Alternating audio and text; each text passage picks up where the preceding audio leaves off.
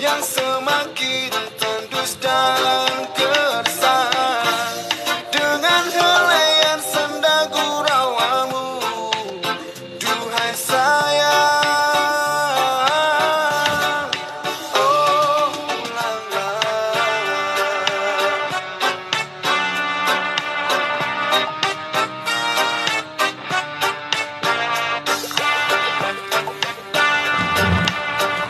Pengadaan barang dan jasa kemarin itu baru sampai di pengertiannya itu dari Perpres nomor 12 tahun 2021 itu tentang pengadaan barang dan jasa pemerintah.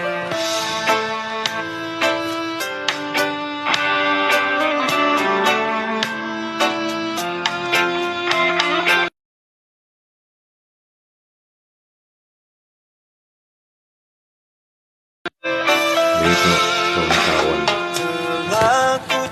pengen tahu, pengen paham, atau memang ada yang tahu tentang pengadaan barang dan jasa, itu bisa kita interaksi lewat chat. Kemudian saya sambil membaca aturan. Kemarin itu dalam siaran percobaan pertama kita sudah sampai di pengertian. Sekarang saya lanjutkan kembali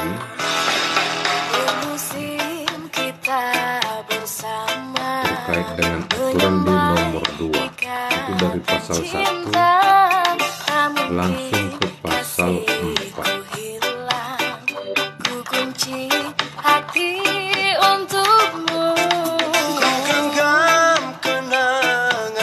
Kemarin ada yang terlewat juga masalah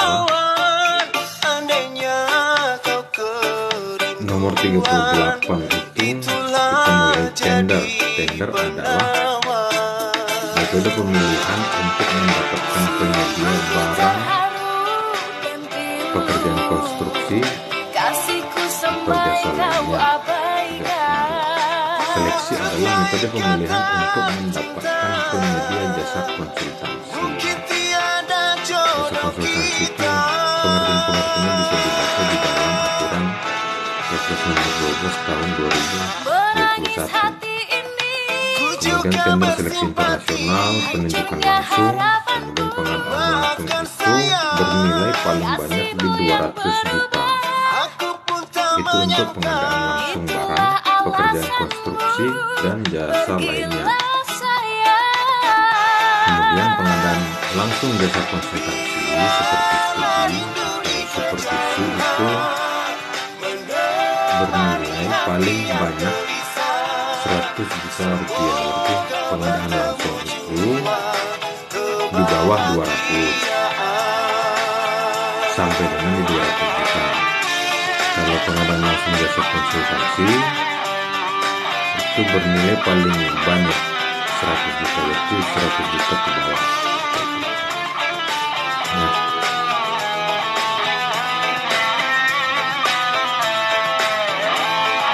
kemudian kita lanjutkan ke nomor 2, ketentuan huruf A, huruf C, huruf G, dan huruf H pasal 4 itu diubah.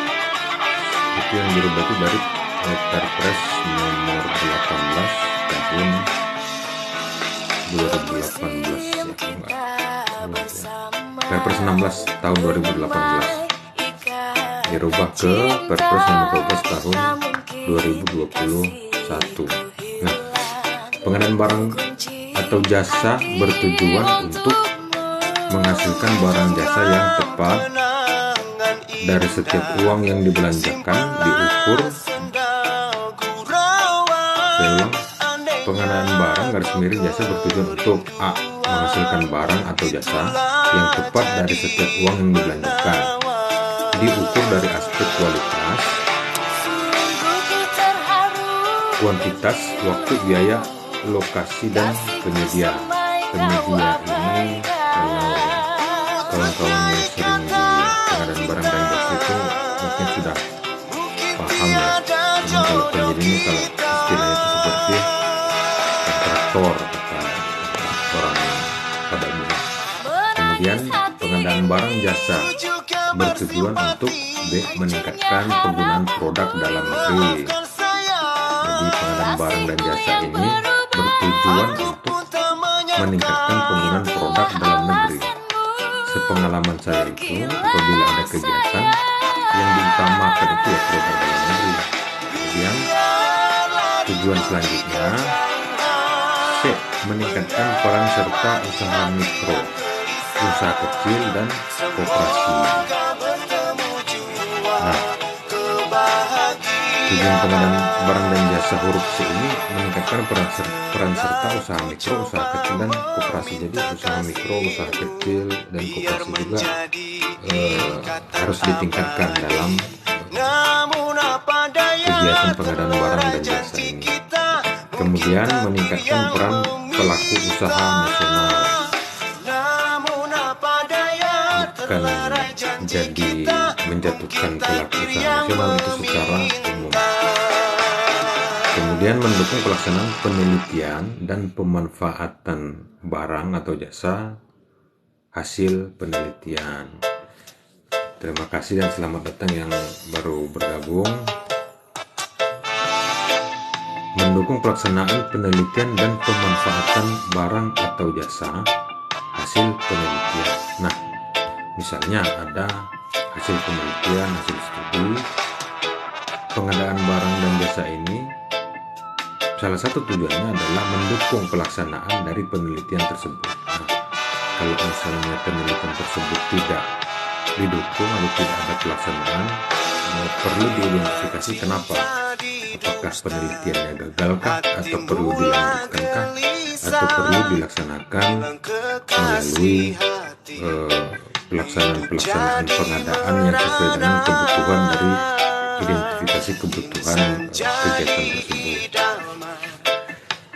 Tujuan pengadaan barang jasa selanjutnya itu meningkatkan keikutsertaan industri kreatif. Ini saya sambil membaca aturan, nanti kita tanya jawabnya tinggal di chat aja. Kemudian meningkatkan keikutsertaan industri kreatif kecil, mewujudkan pemerataan ekonomi dan memberikan perluasan kesempatan berusaha. Ini dalam pengadaan barang dan jasa ini harus memberikan perluasan kesempatan berusaha di setiap pengusaha, baik perorangan, koperasi, badan usaha dan lain-lain. Bukannya mempersempit, bukan mempersulit. Jadi kalau misalnya ada pengusaha atau badan usaha yang belum berkesempatan, harusnya dengan sistem pengadaan barang dan jasa ini mereka harusnya sudah diberi kesempatan seperti itu. Kemudian meningkatkan pengadaan yang berkelanjutan. Jadi pengadaan barang jasa itu berkelanjutan, mulai dari studi, kemudian pelaksanaan konstruksi tahap 1, berikut dengan supervisinya atau pengawasannya, kemudian ada tahap kedua sampai tahap-tahap kegiatan selanjutnya. Setelah kegiatan tersebut dilakukan, juga perlu dilakukan seperti perawatan barang yang sudah diadakan atau konstruksi yang diadakan, kemudian pengelolaan sampai dengan pengembangan di titik suatu pengadaan barang atau jasa konstruksi dan jasa konsultasi tersebut dilakukan penelitian kembali untuk meningkatkan suatu pengadaan barang yang sudah pernah dilakukan untuk menyesuaikan dengan kebutuhan masyarakat. Nah, ini nomor 3, ketentuan huruf G pasal 8 dihapus dalam Perpres nomor yang sebelum nomor 12 ini, sehingga pasal 8 berbunyi, pasal 8, pelaku pengadaan barang jasa terdiri atas PA. Di dalam pengertian itu PA itu pengguna anggaran. Pengguna anggaran ini disingkatnya PA, bukan singkatan yang lainnya seperti itu. Terima kasih yang sudah bergabung. Ini salah satu edukasi terkait dengan pengadaan barang dan jasa.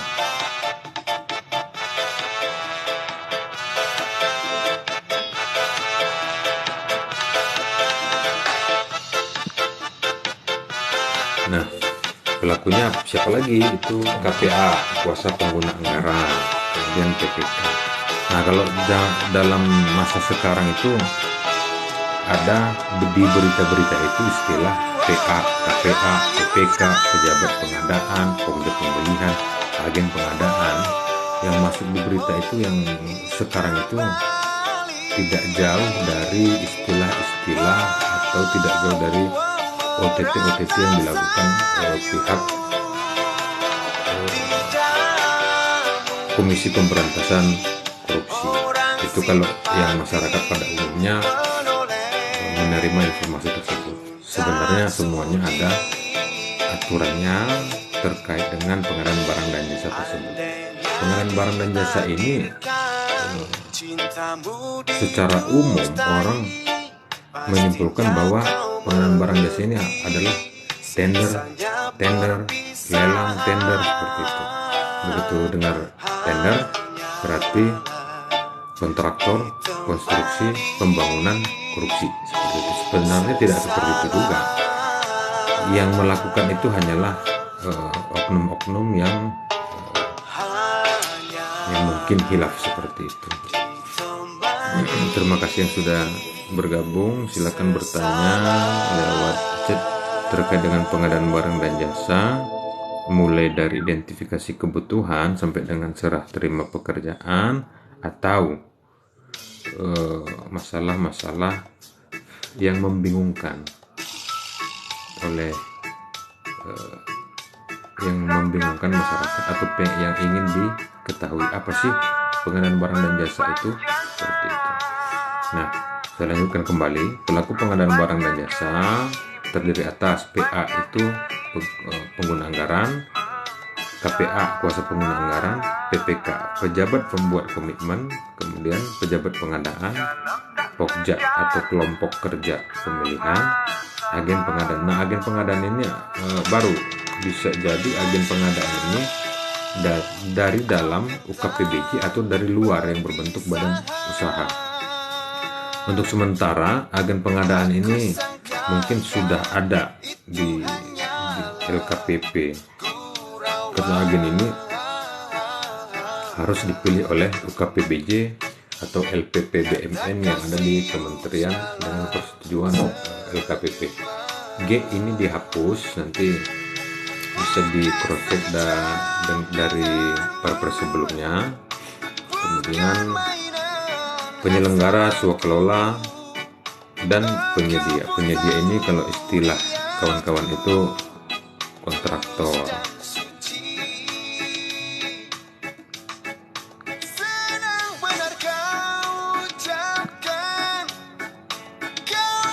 Sampai saat ini belum ada yang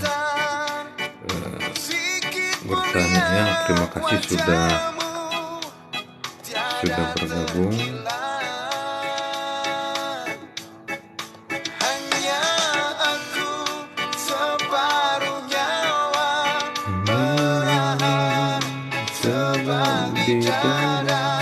Sedangkan kau bersahaja berlalu tanpa kata, terasa diri amat terhina. Nah, kemudian kita lanjutkan lagi. Di antara huruf F dan huruf G ayat 1 pasal 9 disisipkan satu huruf, yakni huruf F1.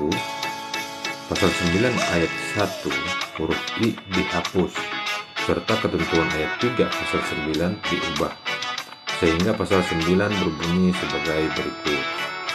Pasal 9 ayat 1 PA, itu PA ini pengguna anggaran, sebagaimana dimaksud dalam pasal 8 huruf A, memiliki tugas dan kewenangan. Jadi pengguna anggaran ini memiliki tugas dan kewenangan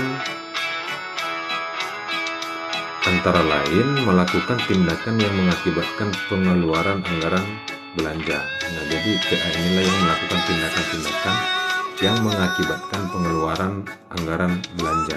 Pengeluaran anggaran belanja apa? APBN bisa, APBD bisa. PA itu kalau di APBN bisa tingkat eselon 1 atau menteri, kalau di daerah itu bisa kepala daerah, bisa bupati atau wali kota, seperti itu. Kemudian tugas kewenangan yang lain mengadakan perjanjian dengan pihak lain dalam batas anggaran belanja yang ditetapkan. Nah, untuk mengadakan perjanjian dengan pihak lain, si pengguna anggaran ini ada batas anggaran belanja yang telah ditetapkan. Nanti di aturan selanjutnya akan dibahas berapa sih nilai apabila perjanjian tersebut dilakukan oleh PA. Kalau pengalaman saya itu, informasi yang saya dapatkan itu adalah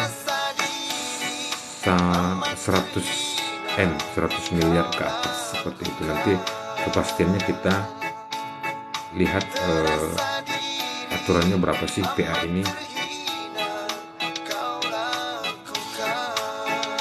Batas anggaran yang ditetapkan. Kemudian tugas dan kewenangannya lagi selanjutnya adalah menetapkan perencanaan pengadaan, menetapkan dan mengumumkan RUP. RUP ini adalah rencana umum pengadaan. Rencana umum pengadaan ini adalah terdiri dari satu atau lebih dan beberapa kegiatan yang sudah disusun, kemudian yang sudah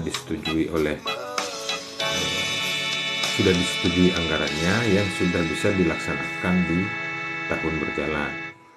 Tugas dan kewenangan selanjutnya adalah melaksanakan konsolidasi pengadaan barang dan jasa, kemudian menetapkan penunjukan langsung untuk tender atau seleksi ulang gagal.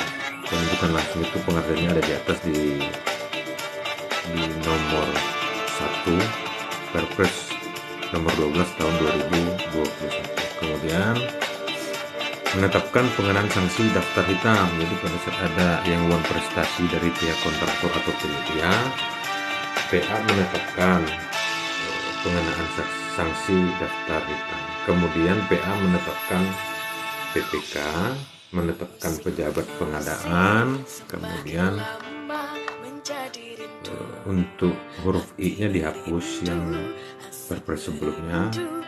Kemudian menetapkan penyelenggara swakelola, menetapkan tim teknis, menetapkan tim juri / tim ahli untuk pelaksanaan melalui sayembara kontes. Nah, pelaksanaan sayembara dan kontes ini salah satu metode yang bisa dilakukan sebenarnya dalam pengadaan barang dan jasa ini. Hanya saja kawan-kawan di pengadaan barang dan jasa terlalu terikat atau terlalu terpaut dengan istilah secara umum. Kegiatan tersebut dilakukan dengan pasca kualifikasi dengan sistem harga terendah. Sebenarnya masih banyak metode-metode evaluasi atau kontrak yang dapat dilakukan untuk mendapatkan penyedia terbaik. Seperti itu, misalnya kalau seterusnya dilakukan dengan pengadaan barang dengan metode pasca kualifikasi dengan sistem harga terendah, sehingga terkadang kebiasaan-kebiasaan kawan-kawan di pengadaan barang dan jasa itu menetapkan suatu harga itu dengan harga kontrak sebelumnya. Jadi dari pagu, kemudian dari RAB yang ditetapkan ke harga perkiraan sendiri itu cenderung turun. Harga perkiraan sendiri ini kan disusun dengan berdasarkan harga pasaran atau harga real di pasar, diperkirakan kira-kira seginilah harganya, dan itu cenderung turun. Mungkin kawan-kawan yang di pengadaan barang dan jasa juga menetapkan RAB sama dengan HPS pun akan jarang terjadi. Cuman kalau pengalaman saya itu, kalau misalnya harga pasar itu turun, ya nilai HPS atau harga perkiraan sendiri itu bisa diturunkan. Tapi kalau misalnya naik, ya indikasi kegiatan itu tidak dapat dilakukan, harus ada pengajuan kembali untuk menaikkan harga anggaran tersebut.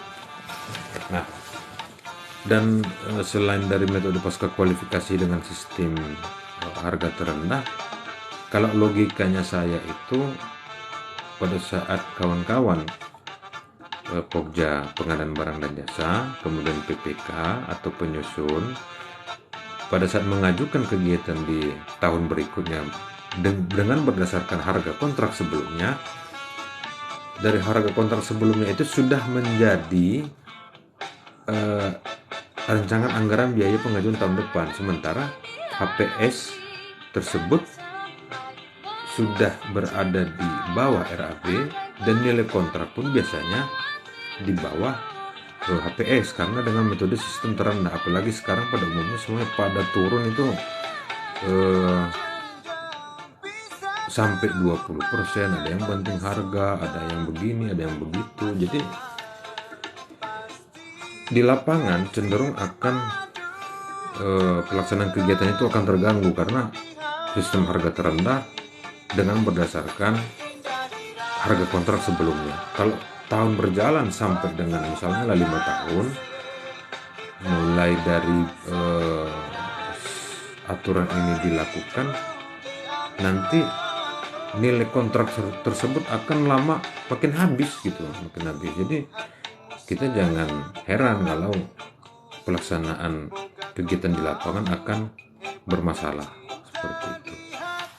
Kita di sini tidak membahas dan belum membahas indikasi-indikasi terkait dengan penyelewengan dana. Ini masih normal saja untuk pembahasannya. Kemudian PA memiliki tugas dan wewenang menyatakan tender gagal atau seleksi gagal, kemudian menetapkan pemenang pemilihan atau penyedia untuk metode pemilihan satu, itu tender garis miring penunjukan langsung garis miring e-purchasing untuk paket pengadaan barang, paket pekerjaan konstruksi, paket pekerjaan jasa lainnya dengan nilai pagu anggaran paling sedikit di atas 100 miliar rupiah. Jadi PA ini seperti yang ditentukan di huruf sebelumnya itu adalah mengadakan perjanjian dengan pihak lain dalam batas anggaran belanja yang ditetapkan. Itu tugas dan kewenangan pengguna anggaran. Itu biasanya kalau di tingkat kementerian atau daerah itu biasanya PA ini bisa menteri atau bisa eselon 1 seperti dirjen atau kepala badan. Nah, nilai itu yang bisa mereka melakukan perjanjian langsung atau kontrak langsung itu terkait dengan metode pemilihan tender, penunjukan langsung, e-purchasing pun bisa. E-purchasing itu kayak kegiatan belanja barang yang ada di e-katalog nasional, bisa dilakukan oleh menteri atau kepala daerah dengan catatan nilai pagu anggarannya paling sedikit di atas 100 miliar rupiah. Jadi PA ini berkewenangan di nilai 100 lebih dikit, seperti itulah. Mungkin lebih dari 1 rupiah kah atau berapa rupiah, seperti yang penting di atas 100 miliar rupiah. Nah, kalau itu 100 miliar itu tender atau lelang umum penunjukan langsung. Penunjukan langsung ya, bukan pengadaan langsung, itu sedikit berbeda, bisa dilihat di pengertian-pengertian yang ada di atas. Nah,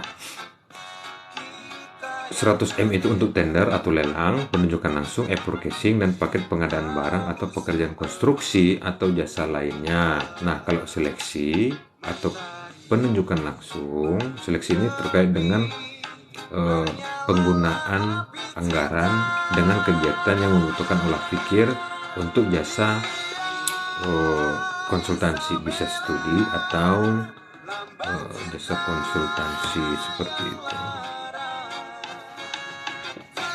Nah, seleksi atau penunjukan langsung ini, PA bisa melakukan atau menetapkan pemenang itu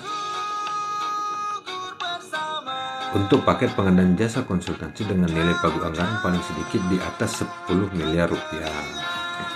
Nah, PA ini bisa menetapkan pemenang 100 miliar di atas dan 10 miliar di atas seperti itu. Nah, apalagi yang lain untuk pengguna anggaran, PA atau pengguna anggaran ini untuk pengelolaan APBN dapat melimpahkan kewenangan sebagaimana dimaksud pada ayat 1 kepada KPA sesuai dengan ketentuan peraturan perundang-undangan. Nah, misalnya kalau PA tersebut ya mungkin kepala daerah atau menteri itu terlalu kegiatannya padat, sibuk, atau memang melakukan kunjungan kepada masyarakat, mengidentifikasi awal, terkadang PA harus turun.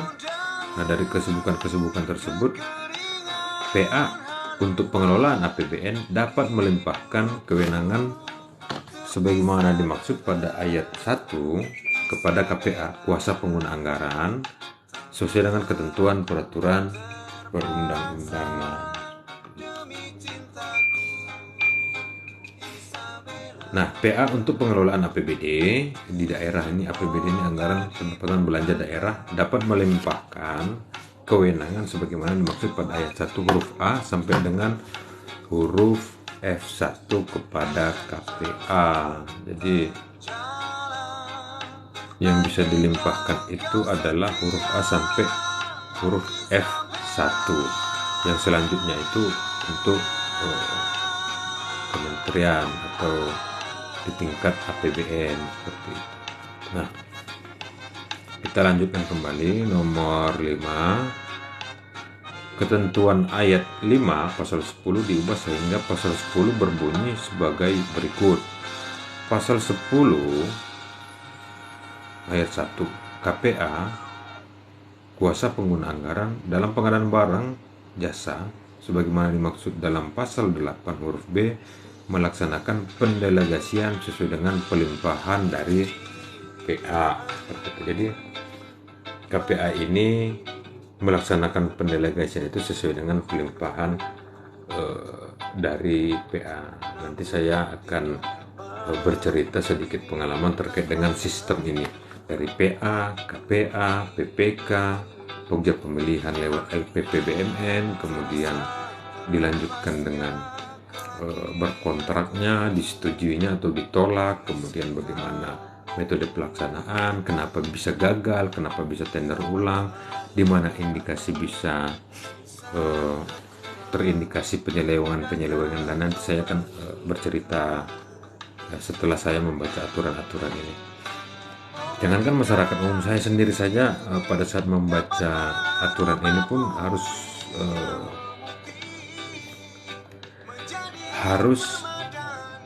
betul-betul menganalisa, kemudian menafsirkan secara baik untuk pelaksanaan di lapangan sesuai dengan aturan tersebut.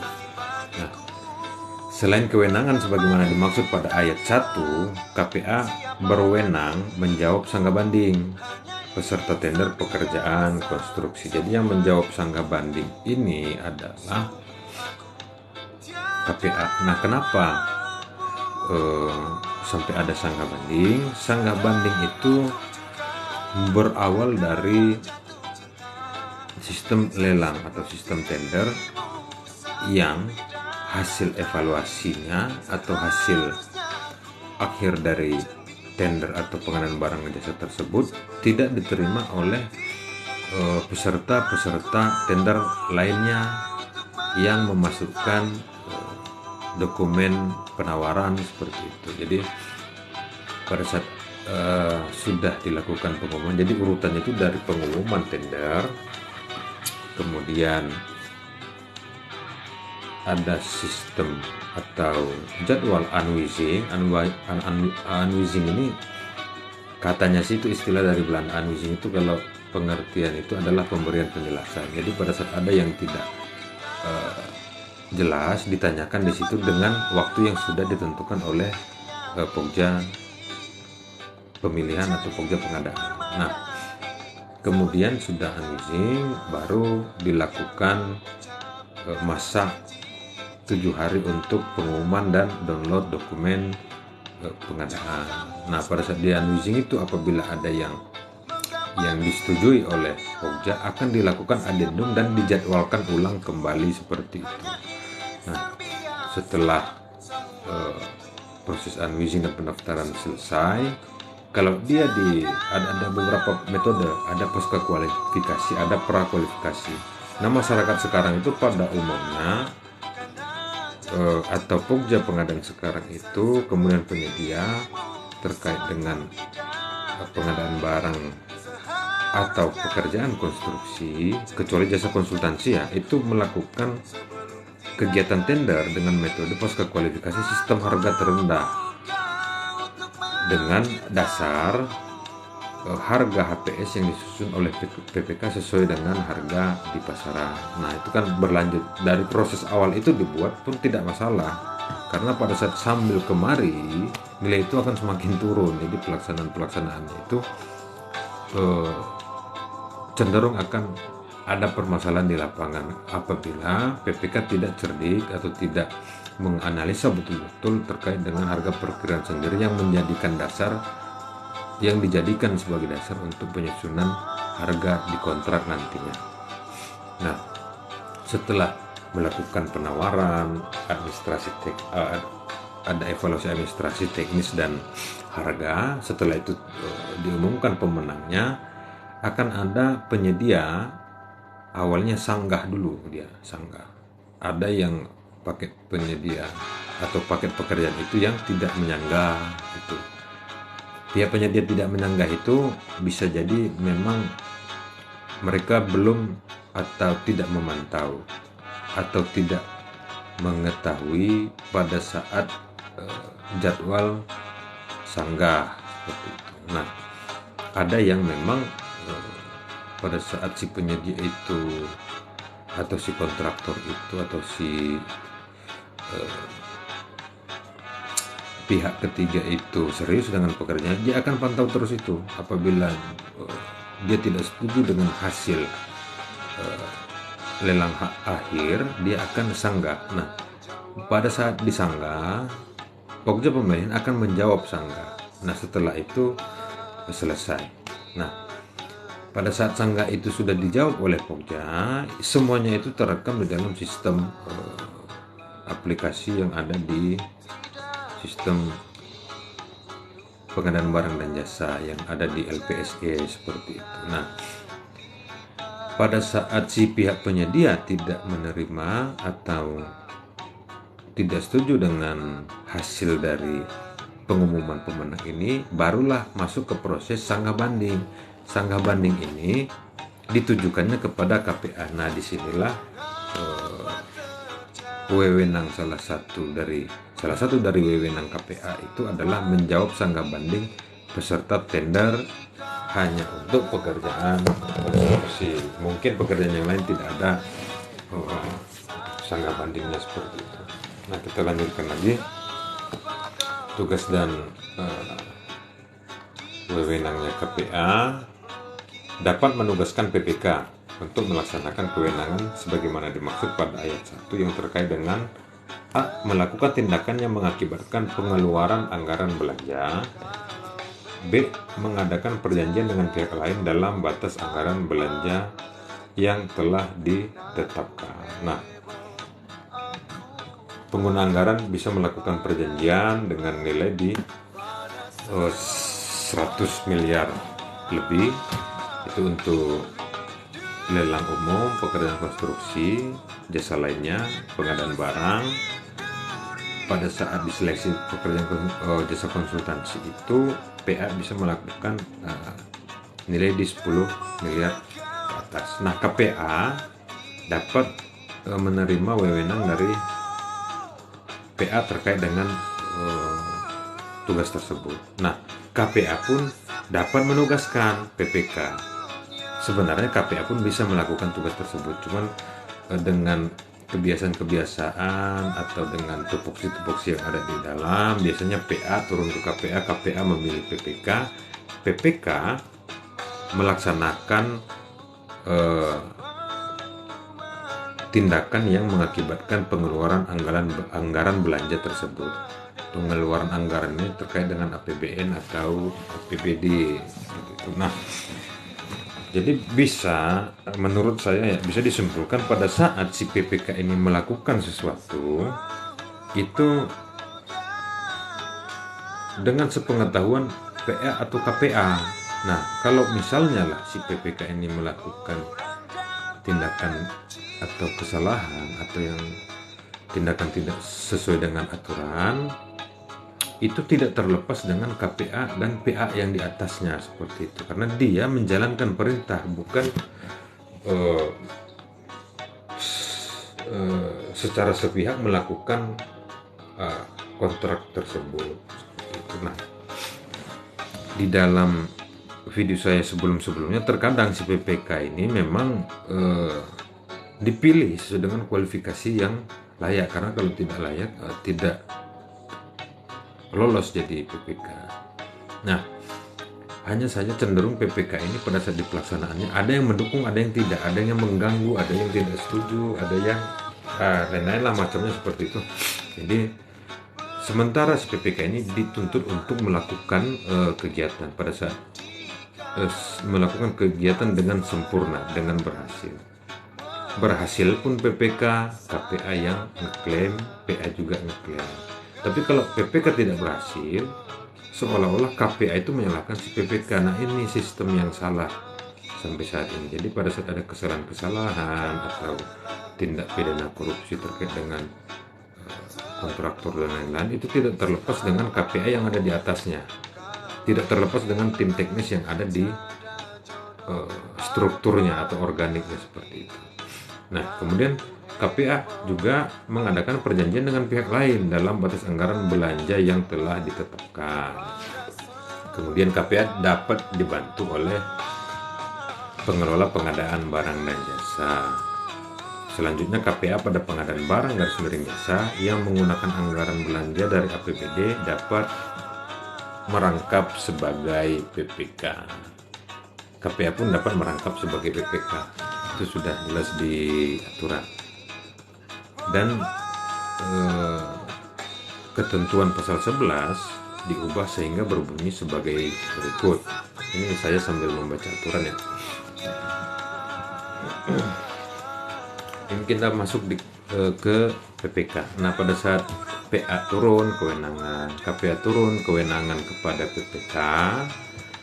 Kemudian PPK dalam pengadaan barang jasa sebagaimana dimaksud dalam pasal 8 huruf C memiliki tugas A. Menyusun perencanaan pengadaan. B. Melaksanakan konsolidasi pengadaan barang dan jasa. Konsolidasi ini adalah pemisahan, pemecahan, kemudian penyatuan dan lain-lain sebagainya sesuai dengan ketentuan peraturan yang berlaku. Kemudian menetapkan spesifikasi teknis, kerangka acuan kerja dan KAK, kemudian menetapkan rancangan kontrak, menetapkan HTS seperti yang kita bahas sebelumnya, kemudian menetapkan besaran uang muka yang akan dibayarkan kepada penyedia, kemudian mengusulkan perubahan jadwal kegiatan. Nah, apabila ada perubahan jadwal kegiatan, PPK ini hanya bisa mengusulkan kepada Pokja dengan diketahui oleh KPA seperti itu. Kemudian PPK juga dapat melaksanakan e-procasing atau istilah kalau di masyarakat umum itu seperti belanja online lah seperti itu. Mengusulkan perubahan jadwal, melaksanakan e-procasing untuk nilai paling sedikit di atas 200 juta rupiah. Jadi kalau yang di bawah 200 juta itu adalah pejabat pengadaan. Kemudian PPK juga memiliki tugas mengendalikan kontrak.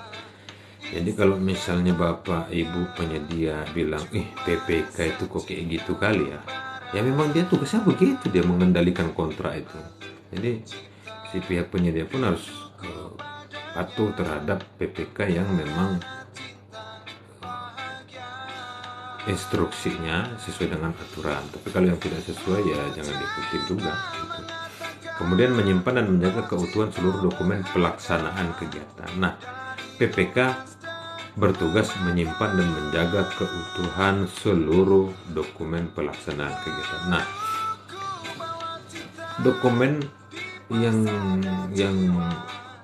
dijaga oleh PPK ini boleh diminta atau boleh diserahkan kepada KPA. Jadi kalau ada pihak-pihak yang lain meminta tanpa surat yang jelas dan tidak sepengetahuan KPA, itu tidak boleh diberikan karena bersifat ya mungkin bisa dibilang rahasia lah seperti itu.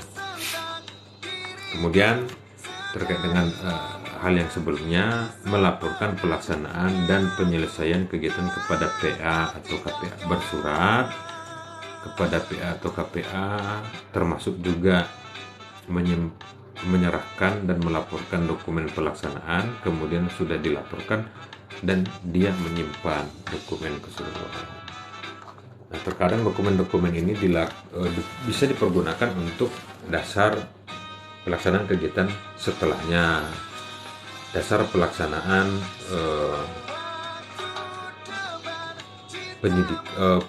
pemeriksaan. Nah, pada saat pemeriksaan, dokumen itu pun harus dikembalikan karena itu tanggung jawabnya dia menyimpan. Terkadang ada di pemeriksa itu dokumen itu tertinggal gitu. Itu sebenarnya harus dikembalikan karena jelas di peraturan presiden ini harus dikembalikan yang diserahkan tersebut. Ada beberapa pemeriksaan itu dokumen itu tidak dikembalikan.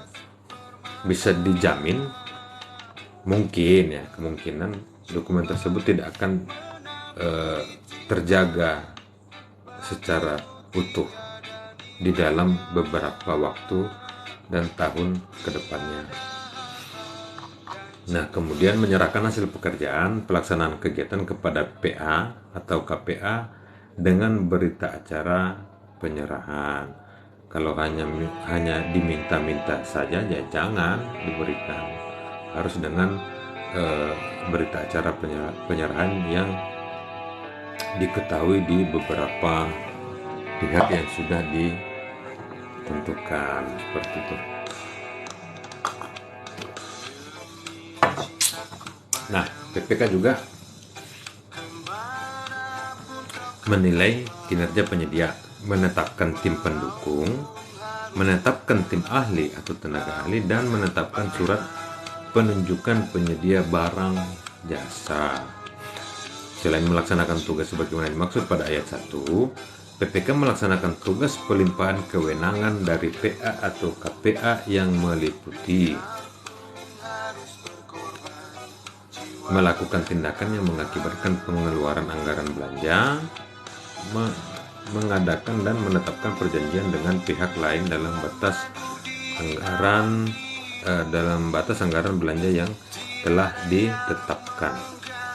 Dalam hal tidak ada penetapan PPK pada pengadaan barang / jasa yang menggunakan anggaran belanja dari APBD, PA atau KPA menugaskan PPTK. PPTK ini apa bisa dibaca di aturan ini ya, untuk melaksanakan tugas PPK sebagaimana dimaksud pada ayat 1 huruf A sampai dengan huruf M. Nah, PPTK itu biasanya adanya di daerah atau di penggunaan anggaran APBD. PPTK yang melaksanakan tugas PPK sebagaimana dimaksud pada ayat 3 wajib memenuhi persyaratan kompetensi PPK. Jadi PPTK ini pun dipilih harus memenuhi persyaratan sesuai dengan persyaratannya PPK. Apa sih persyaratan kompetensi dari PPK ini? Salah satunya memiliki kalau pengalaman saya dulu ya, saya aturannya saya kurang tahu, cuman pada saat PPK itu dipilih atau PPTK itu dipilih, yang pertama itu minimal S1. Dulu sebelum 2014 itu D3 itu masih bisa, itu golongan 2 ya, bisa dibilang. Nah, sekarang harus S1 atau golongan 3, sudah memiliki sertifikat barang dan jasa, atau istilah yang lama dulu itu sertifikat L, bisa L2 atau L4. Seperti sekarang istilahnya sekarang hanya sertifikat pengadaan barang dan jasa saja. Nah, itulah tugas kewenangan PPK, kemudian PPTK. Kemudian kita masuk ke ketentuan huruf A ayat 1 dan ayat 4 pasal 13 diubah, serta huruf B ayat 1 pasal 13 dihapus, sehingga pasal 13 berbunyi sebagai berikut. Apa sih pasal 13 itu? Pasal 13 itu ayat satunya adalah terkait dengan pokja pemilihan. Pokja pemilihan dalam pengadaan barang garis miring jasa sebagaimana dimaksud dalam pasal 8 huruf E memiliki tugas. Nah, pokja ini atau kelompok kerja pemilihan ini apa sih tugasnya?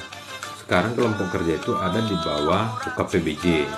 UKPBJ itu ada di bawah LPPBM. LPPBMN ini apa istilah? Bentar saya cari. Lembaga Penyedia Barang dan Jasa Barang Milik Negara, LPPBMN.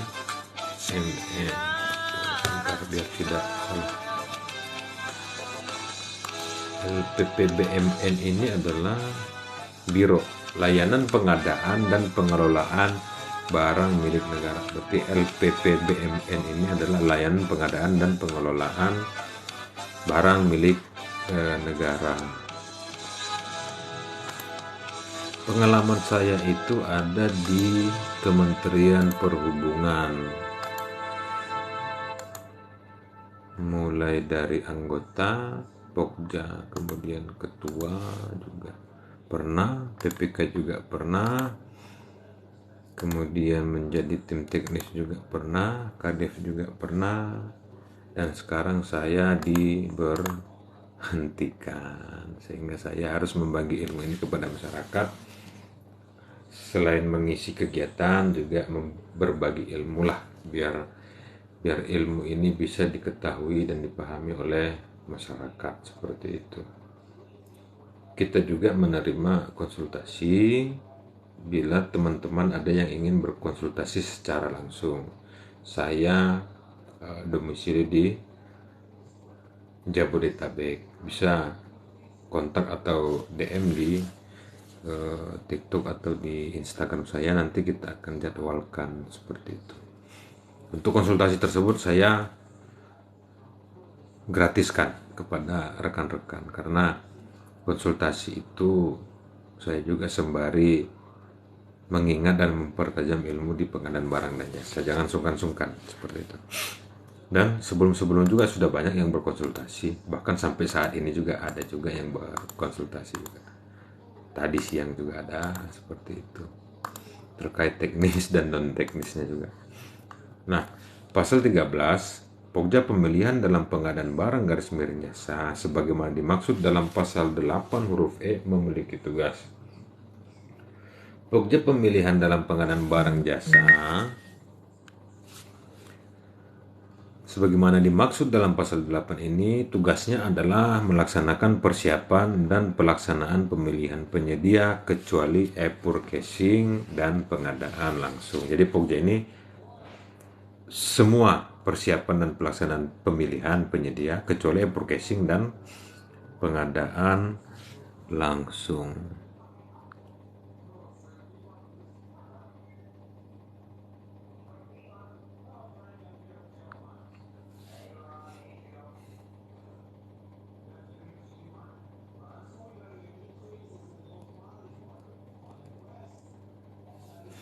Terima kasih yang sudah bergabung, juga yang sudah menyaksikan, terima kasih.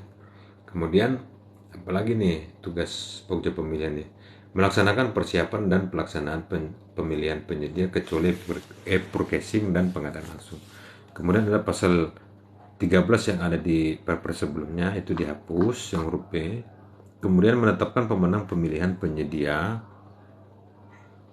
untuk metode pemilihan tender penunjukan langsung untuk paket pengadaan barang, pekerjaan konstruksi, jasa lainnya dengan nilai pagu anggaran itu paling banyak itu 100 miliar rupiah. Jadi Pokja pemilihan itu menetapkan pemenang di bawah 100 miliar. Nah, kalau yang di atas 100 miliar itu lebih, yang menetapkannya adalah PA. Seperti itu. Nah, kalau seleksi itu yang di bawah 10 miliar seperti itu. Seleksi penunjukan langsung untuk paket pengadaan jasa konsultansi dengan nilai pagu anggaran paling banyak 100 miliar rupiah. Pokja pemilihan sebagaimana dimaksud pada ayat 1 beranggotakan 3 orang. Dalam hal berdasarkan pertimbangan kompleksitas pemilihan penyedia, anggota Pokja pemilihan sebagaimana dimaksud pada ayat 2 dapat ditambah sepanjang berjumlah gasal atau berjumlah tidak genap, agar pengambilan keputusan itu ada selisih 1, jadi tetap akan berjalan. Seperti bisa 3, 5, 7. Nah, kalau misalnya tidak gasal, ya bisa juga dilakukan studi tapi tidak dalam pelaksanaannya karena menyalahi aturan. Coba pada saat teman-teman itu jumlahnya genap itu 3 misalnya 6 gitu, pada saat pengambilan keputusan imbang itu tidak akan berjalan, biasanya seperti itu. Kemudian Pokja pemilihan dapat dibantu oleh tim ahli atau tenaga ahli. Pasal 15 dihapus, kemudian ketentuan pasal 16 ditambah. Nah, pasal 16 ini kita sudah masuk ke penyelenggaraan swakelola. Mungkin untuk malam ini membaca aturannya kita sampai di pasal 16, kita lanjutkan di kesempatan berikutnya. Mudah-mudahan ada kesempatan, bisa besok, bisa lusa, seperti itu. Dan terima kasih yang sudah stay.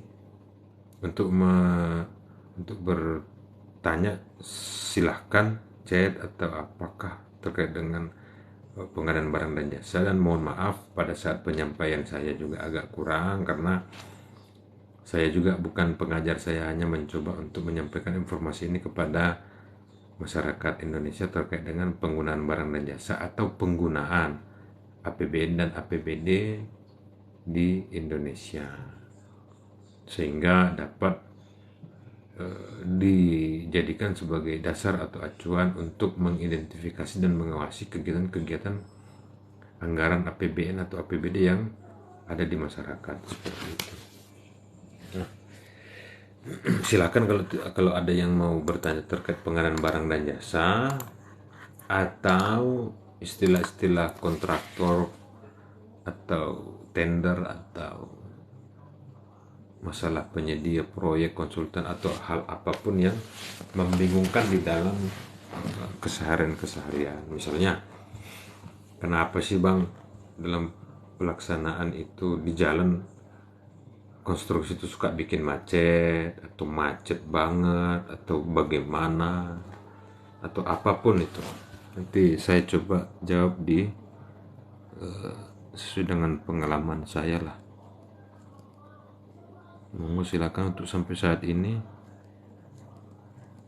belum ada yang bertanya ya.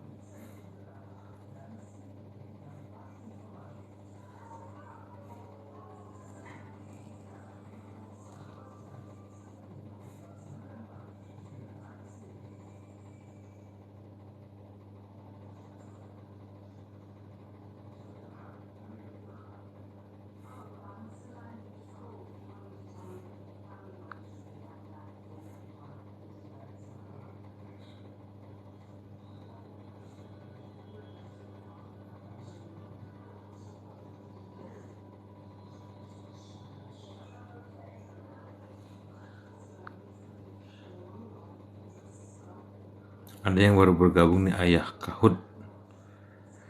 Terima kasih sudah bergabung. Kemudian ada Tubi Podel dan Lord Z18.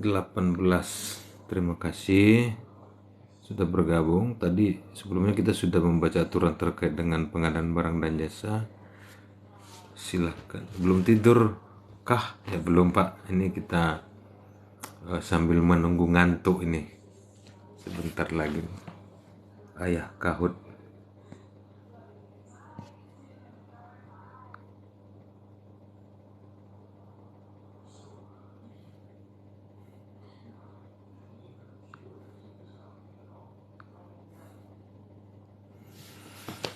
Silakan, mana tahu ada yang mau ditanya-tanyakan. Saya juga pemula ini di TikTok Live ini. Jadi kalau misalnya ada masukan atau saran terkait dengan edukasi masalah pengadaan barang dan jasa ini, terkait dengan penggunaan anggaran negara, ya mungkin bagaimana penggunaan live ini bisa di-share lah ke saya. Nanti saya juga akan mencoba mengembangkan bagaimana agar edukasi ini dapat diterima oleh masyarakat umum seperti itu.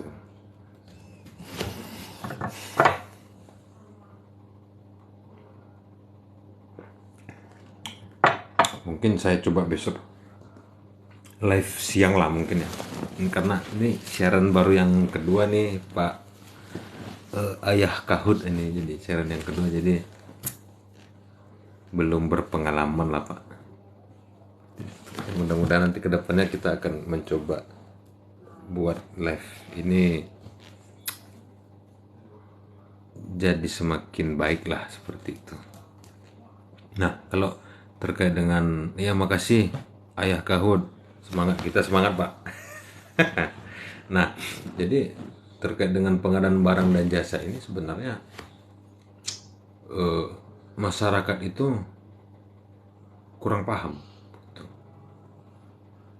karena masyarakat ini adalah pengguna dari hasil APBN atau APBD. Hanya saja masyarakat juga bisa menjadi pengawas penggunaan tersebut, karena APBN dan APBD ini rahasia umum, itu tidak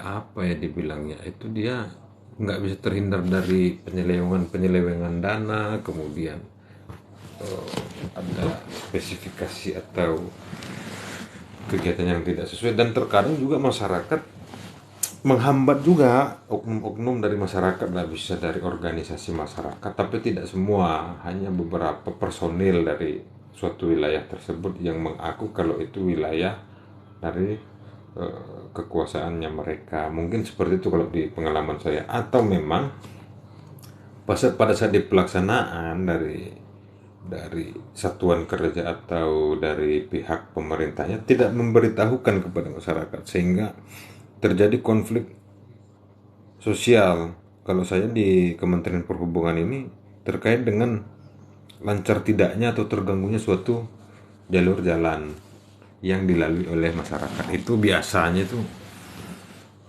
permasalahannya bisa sampai bakar-bakaran, demo-demoan, mungkin sampai polisi turun tangan juga sering itu. Ya, kalau misalnya ada pertanyaan terkait dengan kegiatan pengadaan barang jasa, silakan. Kalau misalnya ingin memperdalam, bisa dibaca di peraturan presiden terbaru, itu peraturan presiden nomor 12 tahun 2021, itu yang terbaru. Itu perubahan atas peraturan presiden nomor 16 tahun 2018 yang dulunya mulai dari Perpres 70, 58, kemudian sekarang sudah banyak aturan-aturannya, sehingga jangankan penyedia atau masyarakat, Pokja itu sendiri terkadang tidak terlalu paham betul apa isi dari aturan ini. Jadi sehingga pelaksanaan di suatu lembaga kementerian atau perangkat daerah itu sering terjadi gangguan atau sekarang terjadi konflik seperti itu, konflik atau perselisihan yang seperti yang kita lihat di pemberitaan sekarang ini. Ya mungkin terima kasih Ansar Kelana yang sudah mengikuti, yang sudah menyukai. Ayah Kahal juga makasih Pak. Kemudian saya besok ada tanya, asli mana Bang? Aku asli dari Medan Bang, asli Medan, merantau sekarang stay di Jabodetabek. Kalau misalnya ada yang ditanyakan terkait dengan pengadaan barang dan jasa, tender, lelang umum, atau apapun itu terkait dengan masalah kegiatan-kegiatan yang bersifat pengadaan barang dan jasa, baik di daerah atau di kementerian, ya monggo silahkan